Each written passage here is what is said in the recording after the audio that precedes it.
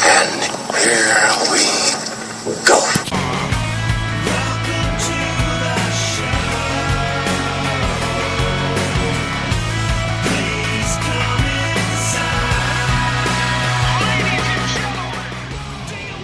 You're listening to 4th and Inches on Spreaker Web Radio, presented by Bayou State Pawn and Jewelry and Bayou Bark. Now here are the hosts, Nick Lott and Armando Ramirez. 4th and Inches is on, Friday edition, September 21st, week 3 of college football is in the books. I'm Nick Lott, he's Armando Ramirez. We are here to talk about week 3 in college football and preview week 4. Bit of a shorter show today. We wanted to try to squeeze in another show earlier in the week. It didn't work out, but we're happy to be broadcasting right now. So good to get that one show in a week. And so let's start talking about last week. All right, yeah, we had some really good games last week. Michigan, Notre Dame, LSU, Auburn. LSU, Auburn's this week. Oh. I'm reading the wrong thing, of course. I messed up the show notes, so that's my fault. Yeah. Okay, so last week we had Alabama stomping Arkansas 52-0, which is that was just a crazy amount. That was beyond a stomping, and we've said it before. Alabama's a pro team on the field with It's going to be a tough test come November when they play LSU. I think that game's ultimately going to decide the SEC West as well as the national championship. Right, yeah. So, Alabama stomping Arkansas. Really no big surprise. Arkansas is in a state of fluctuation right now. They are in a free fall. So, I mean, they're not going to be very good for a couple more, or for a long time. Well, I mean, you lose your head coach in the offseason. That kind of thing, it's not like losing a player where you have another guy that comes in and can replace him with the head coach. There's a lot going on more than what the public sees as to what a coach does with a football team. So obviously that's a harder piece to replace. Right, and Bobby Petrino knew exactly what to do with that offense and how to make that offense work. And right now, the other coach is just making a mockery of Arkansas with his press conferences and with his mouth, and he's not really doing anything for Arkansas, the team. So that's just something they're going to have to address. And until then, they're going to have to keep losing 52-0. And then, but look at it this way: they come off a win in the Cotton Bowl against a very good Kansas State team, one of the best seasons that Arkansas has had in quite some time. I mean, their only losses were to LSU and Alabama. Those two teams played in the national championship. They went 11-2 last year. Right. And now they're sitting here 1-2, and then they play Texas A&M not this week but next. And they play Rutgers this week. Well, and I mean, Rutgers they have a program that's up and down depending. Yeah, right. And I haven't looked into them much, but I mean, they're coming into College Station next week. I mean, it's a tough time to be a Razorback. I mean, losing to ULM, that's what's going to start this whole downward spiral. And speaking of ULM, moving on, Auburn had some trouble taking care of them, only beating them by a field goal in overtime.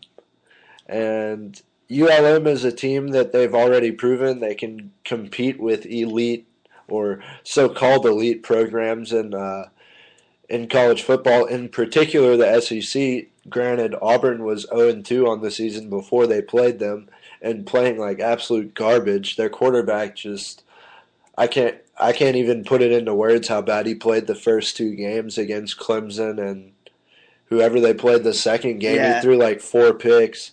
Mississippi State, that was it. And, I mean, they barely squeak it out. But, I mean, a win's a win. At least they got the win. And it is a confidence boost. Yeah, and, I mean, even though it is in overtime, and ULM, I mean, look at ULM right now. ULM is beating Arkansas, and they're going through all these teams that they thought they were going to lose to. And, I mean, they did lose to Auburn, but, I mean, they're almost beating. They play Baylor this week. I know. So, I mean, here's a team that was supposed to lose all these games, and they're kind of like staying in it. But talking about Auburn, yeah, they are. They need to get. They need to get it together. They need to find what their offense is really made of, and they need to put it all out there so that they can win these games, these important games. In this next game, we kind of predicted it to a point. I mean, we touched on it. Yeah. I can't remember if we picked the winner of that game. I think we did. But did we get it right? I don't, because I remember we talked about this game. I think I said something about Andrew Luck not being there. I think we said something to the. I actually don't think we predicted a winner. I don't think we predicted the winner, but I think we said something to the extent that USC needs to watch out because Stanford has beat them a bunch. 3 years in a row? Well, now it's 4. Exactly, and they always seem to upset. And when it was an upset a couple years ago, they used to upset when they weren't nearly as good as they are now. Yeah. They used to upset USC all the time. So now, I mean, it wasn't really a surprise when we saw it, but it was just something that we said, okay, well, they need to watch out. They need to be careful because Stanford still can be a good team, and USC didn't figure that one out. And now, with that said, USC, I think, dropped to 13 in the polls. And I think Alabama's 1 and LSU's 2. And Oregon's 3. Yeah. Florida State's 4. Right. They take on Clemson in a big game. We'll touch on that later in the show. In another segment.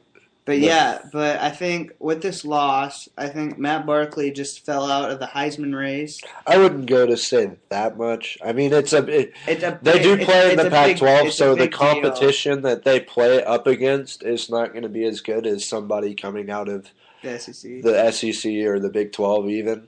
Okay, I'll give you that. But I mean, it drops them a little. Maybe the Michigan, what's the Michigan State? Le'Veon Bell. Yeah, maybe this is good for him because it's going to take a hit on the Heisman race, and also Lane Kiffin brought out his mean self again, and he's just being a dick to reporters and everything now since Lane Kiffin is such a tool. I don't even know. I mean, it seemed like he was doing good for a couple years, and now they lose a game, and now he goes insane again, and we get the old Lane Kiffin back. So. Well, I mean, you saw the Lane Kiffin that told Tennessee, "I'm here to stay. I'm going to help this program and change." Then he was there for a year. Yeah. He gets a job offer from USC, which I mean, yes, I can see why he would want to go there, but from a fan standpoint, I know a couple of Tennessee fans that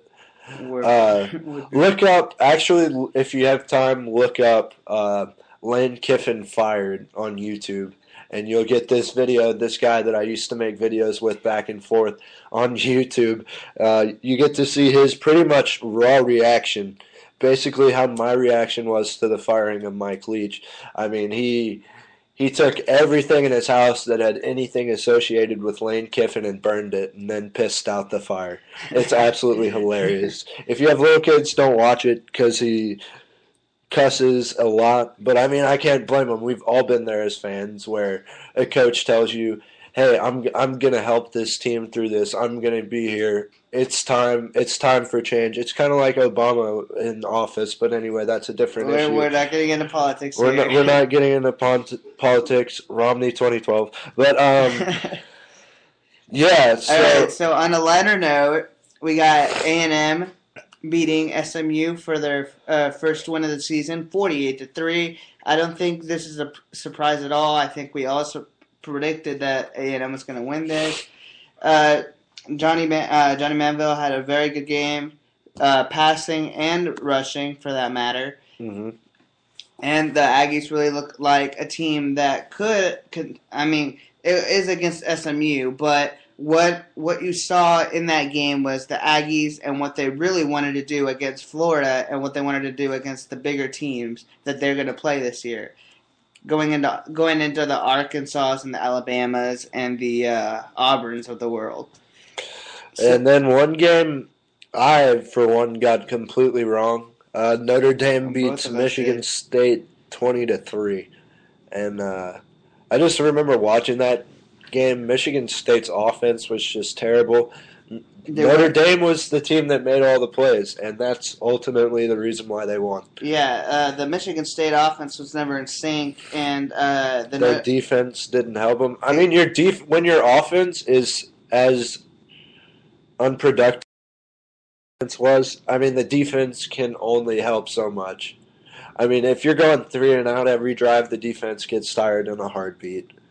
Yeah, and really, what this game showed us is that Notre Dame could, I said could, be a national contender somewhat, and I think really if they win this next game, which we'll touch on later against Michigan, that they could very well be a very good contender in maybe for the BCS, or maybe for just a big bowl game. Well, I would say in the ACC, but then they're still independent in football, so it doesn't really matter. Closing out the segment, Texas Tech beats New Mexico 49-14. Great game for Seth Daggy. Great game for Eric Stevens. 3-0 for the Red Raiders on the year. Now they're starting to get into the tough part of their schedule. We'll touch on the Week 4 games coming back. This is 4th and Inches, Spreaker Web Radio. Nick Lott, Armando.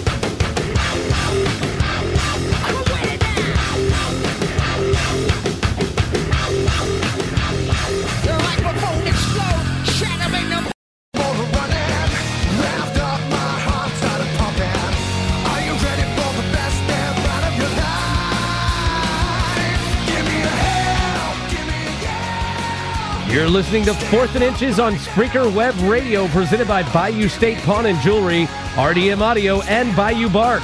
Now, here are the hosts, Nick Lott and Armando Ramirez. And we're back, 4th and Inches, Spreaker Web Radio. You know what the music means? This is our last segment. Sorry to tell you that. We both just kind of wanted to make a shorter show today. Just because, I mean, looking at the games that we wrote down that we considered big games, I mean, there's only 5 of them. Yeah, and I mean, there's only so much we can do as far as recapping for last week. Exactly. And I mean, that still is a 10 minutes or a 10 or 11 minute segment. So, right. And I mean, I'm sure we could make this another 10 minutes. But going into Week 4, the biggest game of the week, in my opinion, Clemson and Florida State. From what I understand, College Game Day will be there. Yes, they will. Number 10 Clemson at number 4 Florida State. E.J. Manuel quarterbacking the Seminoles against Taj Boyd of the Clemson Tigers. And Taj Boyd, he's had not issues. I mean, in that first game against Auburn, he wasn't as sharp. And in the second game, he didn't have his star receiver, Sammy Watkins, to throw to. Sammy Watkins is back, and he had a great game last week. And Andre Ellington in the backfield, I mean, they have a very dynamic offense. Their defense is questionable, and their defense is going to be tested. Whose defense? Clemson. Okay. Clemson's defense is going to be tested against E.J. Manuel and the Florida State offense. Florida State obviously is the home field advantage. Doak Walker Stadium, one of the toughest places to play in the country. It's going to be loud. It's going to be crazy. And yeah, I was listening to College Game Day today, or when College Football Live or whatever. They were saying Florida State has one of the best defenses in the country, so Clemson's going to have their hands full, obviously, with Florida State, with the atmosphere, with the environment, and Florida State is a national title contender for sure, and they've been a national title contender ever since the season started. This is probably going to be their first big test of the season, if I do recall, because they've been playing lower-level talent for the past couple weeks. So it's going to be their first big test. We'll see how they do. Florida State is hyped. They are pretty hyped. They're on the upper echelon of hype. So we'll see if their hype is we'll see if they're overhyped or if they deserve what everybody's talking about. Or if they deserve what everyone's talking about. And we're just going to have to see what Florida State can bring against a good opponent like, oh my gosh, a good opponent like Clemson. So we'll just have to see about that. All right. Now, the second biggest game of week 4, we got number 18 Michigan against number 11 Notre Dame.